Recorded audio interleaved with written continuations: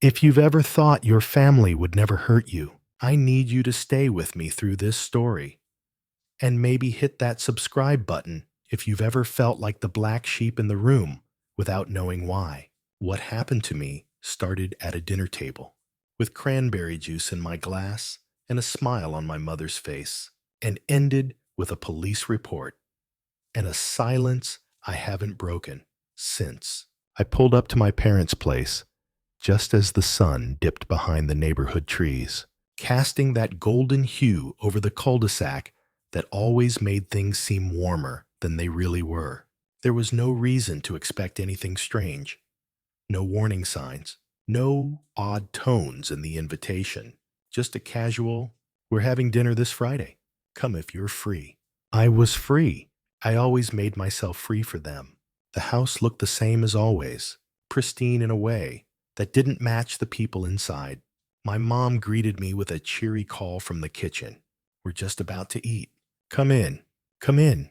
I stepped into the hallway and already smelled chicken and rosemary, the same way it always smelled when she wanted everything to seem okay. My dad stood from the table with an awkward half smile, like he didn't know whether we were still hugging these days or just exchanging nods. We nodded. My sister, Ashley, was already seated, scrolling through her phone like she couldn't be bothered. Typical. She gave me a glance, a raised brow, and then went right back to whatever video was demanding her attention. I didn't take it personally. That was her thing. Emotionally unavailable, but dramatically expressive when it suited her. My place at the table was perfectly set.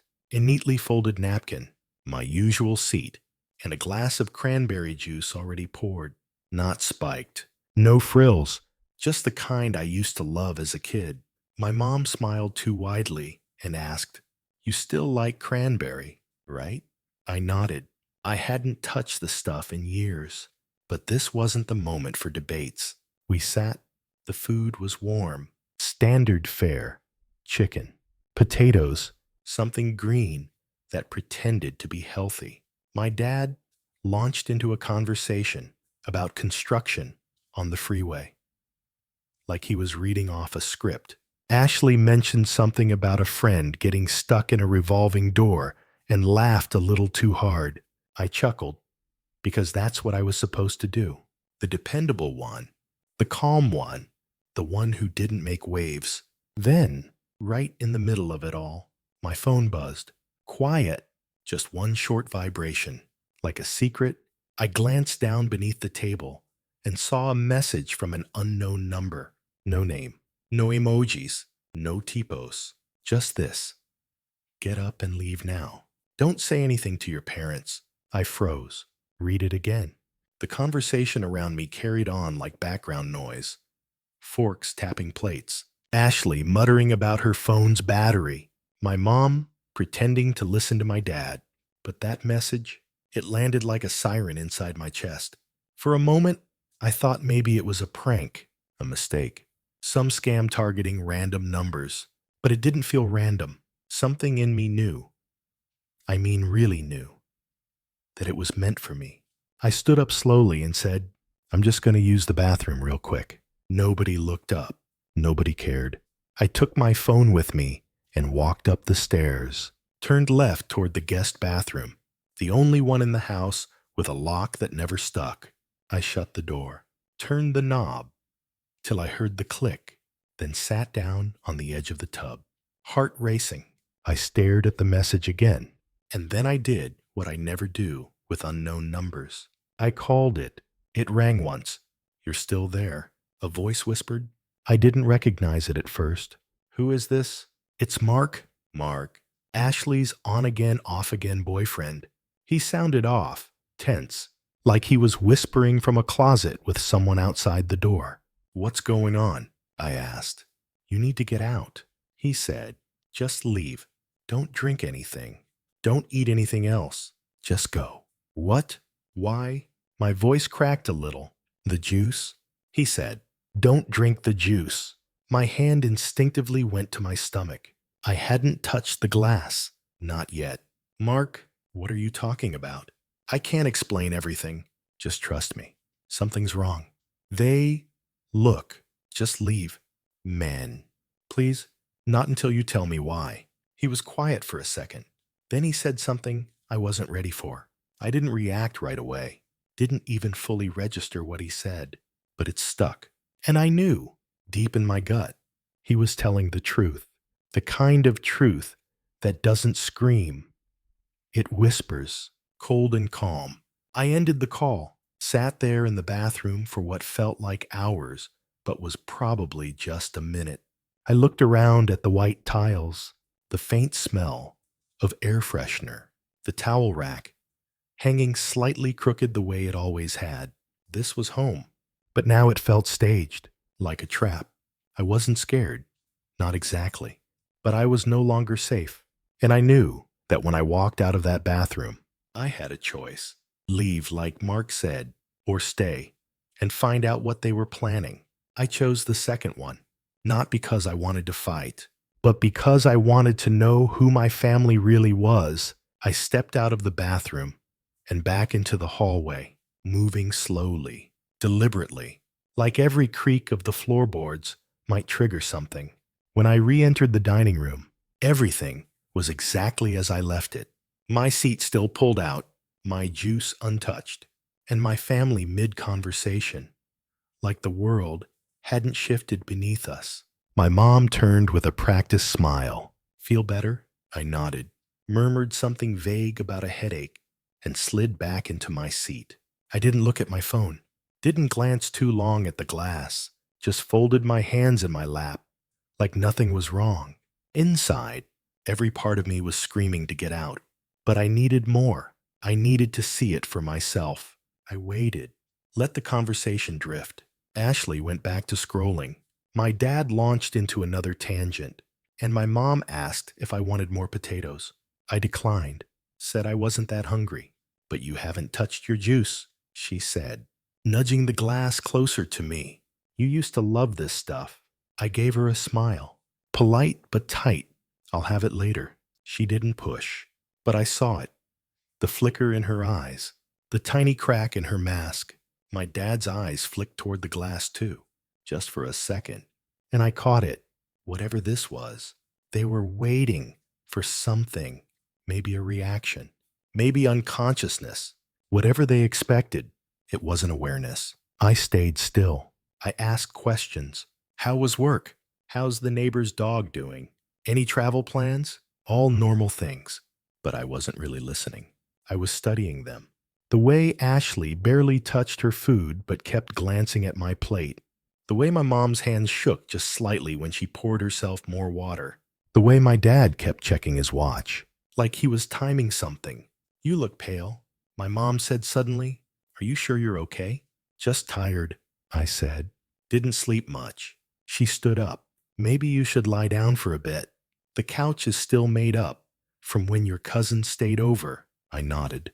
Yeah, maybe that's a good idea. My dad offered to help me up. His hand on my shoulder felt rehearsed, like a stage cue, not concern. They guided me to the living room, gently, like I was fragile. The couch was warm from the fireplace, a blanket already folded on the armrest. I lay down, closed my eyes, and listened. My breathing slowed. I matched the rhythm of sleep without drifting off. It was almost too easy. A hand brushed the hair from my forehead. He's out, Ashley whispered. Silence. Then my dad, low and serious, get his phone. I heard the shuffle of fabric, the soft thump of something being lifted. A pause. Then my mom's voice, faint but clear. Thumbprint. Right? Ashley again. Yeah. I saw him unlock it earlier. I felt my hand being lifted. The pressure of my thumb pressed against glass. A soft vibration. Unlocked. More tapping. Go to banking. My dad said, savings first. He changed his password. Ashley muttered, use the thumbprint again. Another tap. Another pause. It's asking for two-factor. Damn it. My mom hissed. Try another app. Something he doesn't lock. More scrolling. He logged out of most of them. Ashley said, everything's locked down. A silence fell. "We'll have to try later," my dad said. "He can't know we were in here. Let's just put it back and act normal." My mom whispered. I felt the phone being placed on the coffee table. The blanket pulled back over my shoulders. A door creaked open. Footsteps retreated. I waited, counting backward from 60. When I opened my eyes, the room was empty. My heart was pounding. I reached for my phone with shaking fingers and locked it again. Then I did something I'd never done before. I recorded a voice memo. I said everything I'd just heard, word for word. I saved it, emailed it to myself, backed it up to the cloud. Then I stood, stretched, like I'd just woken up, and walked back to the dining room. They looked up, startled. My mom smiled too fast. "Feeling better?" "Much," I said. "Actually, I should get going." Got an early meeting. They didn't argue, didn't insist I stay, just nodded like nothing had happened. My mom handed me a container of leftovers, the usual passive gesture of love. I took it. I thanked her. And as I stepped into the cool night air, I realized this was it. The moment everything changed. Not when I got the text, not when I laid on the couch pretending to sleep, but right then, walking out the front door for the last time as their son, and the first time as someone who truly saw them. I drove aimlessly for an hour after leaving their house, not because I didn't know where to go, but because my body needed distance before my brain could make sense of what had happened. The night was quiet, the kind of quiet that should have felt peaceful, but every red light, every passing car made me flinch, like I was expecting something to follow me. When I finally pulled into the parking lot of my apartment complex, I sat in the car with the engine still running, the container of leftovers on the passenger seat untouched, and the weight of everything pressing down in a way I hadn't felt since childhood. I didn't cry. I didn't rage. I just stared at the dashboard and tried to figure out which part of the night had broken me most. The message from Mark, the manipulation, or how natural it all felt for them to drug and rob me like it was a Sunday chore. I went inside, locked the door, double-checked the windows. Paranoia doesn't ask for permission. It just moves in. I backed up the recording again, then again. I opened 3 new email accounts and sent copies to each, along with a copy of my bank log and a typed summary of the event in case I ever needed it in a legal setting. I wasn't thinking like a son anymore. I was thinking like someone who knew too well how messy things get when people feel entitled to your silence. I didn't sleep that night. My phone buzzed a few times. Ashley, a meme from my dad. Faye, thinking of you, text from my mom. But I didn't respond. In the morning, I called my lawyer friend Nate. I didn't give him everything, just enough. If someone tried to access your bank with your biometric data, I said carefully, without your consent, what would that be legally? There was a pause, then a slow, almost amused exhale. Felony, depending on the state. Definitely attempted fraud. And if drugs were involved, that opens a whole other set of charges. He didn't ask who. He knew me well enough not to. Do you want me to file something? I said no. Not yet. I needed time. Not for them, for me. I went to work that day, like nothing happened. Answered emails, fixed a bug in the scheduling API, even grabbed lunch with coworkers. I laughed at a joke I didn't hear, smiled when someone asked how my weekend was, but inside, something had changed. The version of me that used to shrug things off had finally expired. I wasn't broken. I was sharpened. That night, I called Mark. He answered on the first ring. "You okay?" he asked. "I am now," I said. "But I need to know why you warned me. Why now?" He was quiet for a while. Then, because I couldn't watch it happen again. That word, again, hit harder than anything. "You've seen them do this before?" I asked. "Not exactly," he said. "But I saw the way they talk about you, like you're a resource, not a person." It always made me uncomfortable. But when I saw your mom drop that powder into your juice, I realized this wasn't manipulation anymore. It was a crime. My throat went dry. You saw it. Yeah, he said. I came over early to pick up Ashley. I was in the hallway. No one saw me. I closed my eyes. Thank you. You don't owe me anything, he said. I just didn't want to be complicit. I hung up and added that to the list of things I never thought I'd say about my own family. The next day, I booked a consultation with a cybersecurity firm, not because I was scared of more attempts, but because I wanted to understand all the ways people could twist trust into access. I changed every password, locked my credit, re-verified all permissions. I became a fortress. The firm called it proactive defense. I called it finally breathing. I didn't contact my family. They didn't try again. Maybe they were waiting to see if I'd pretend it never happened. Maybe they were embarrassed. But more likely, they were regrouping. People like them don't stop just because they got caught once. They pause, calculate, and wait for a new angle. And that's what kept me up at night. Not fear, but expectation. Then, 1 week later, I got a letter. Not an email, a real letter, handwritten, folded into a floral card that said, "Thinking of you," on the front. It was from my mom. Inside, her words were as careful as her handwriting.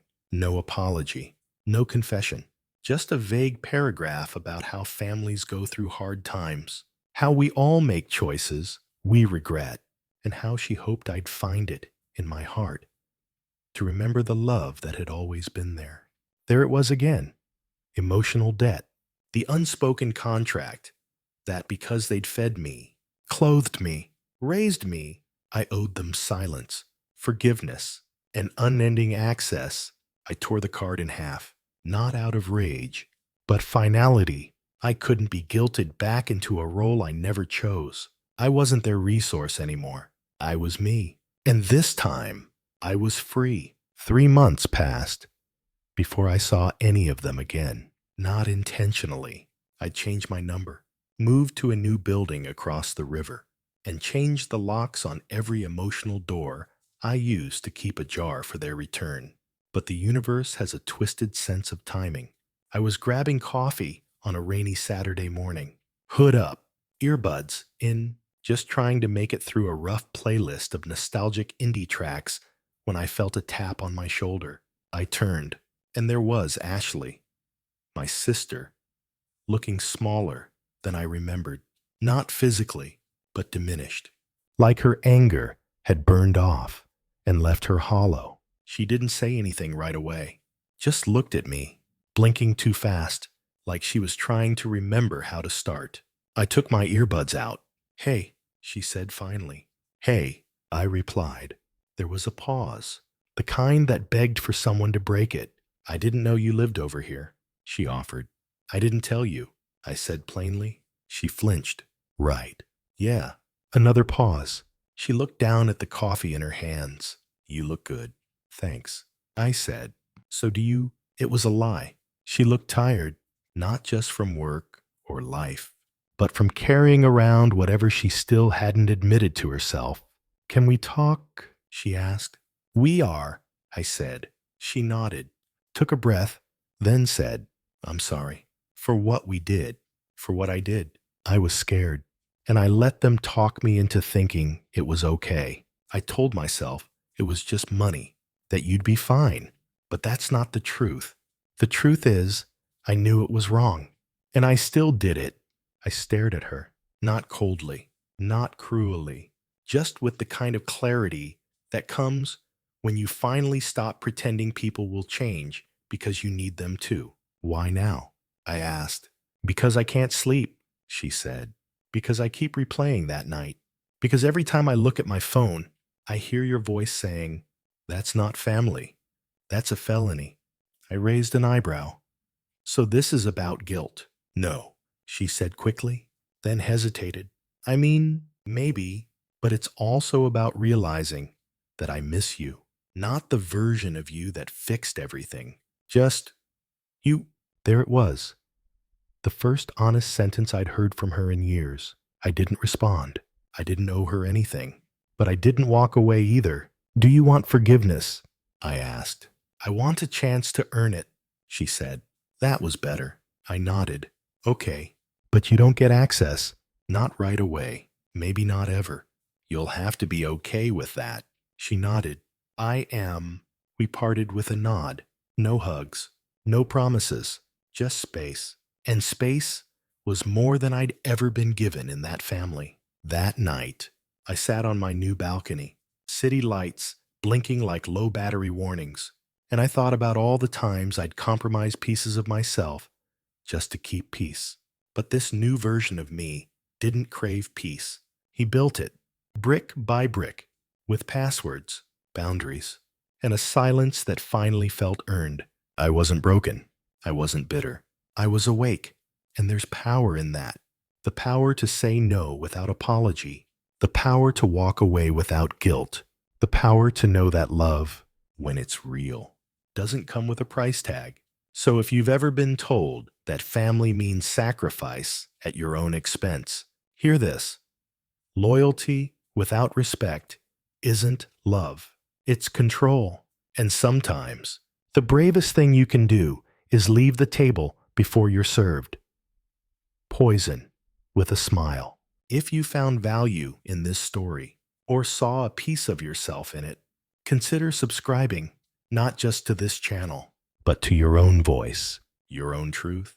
Because at the end of the day, no one else gets to decide what your peace is worth. Thanks for listening. I'll see you in the next one.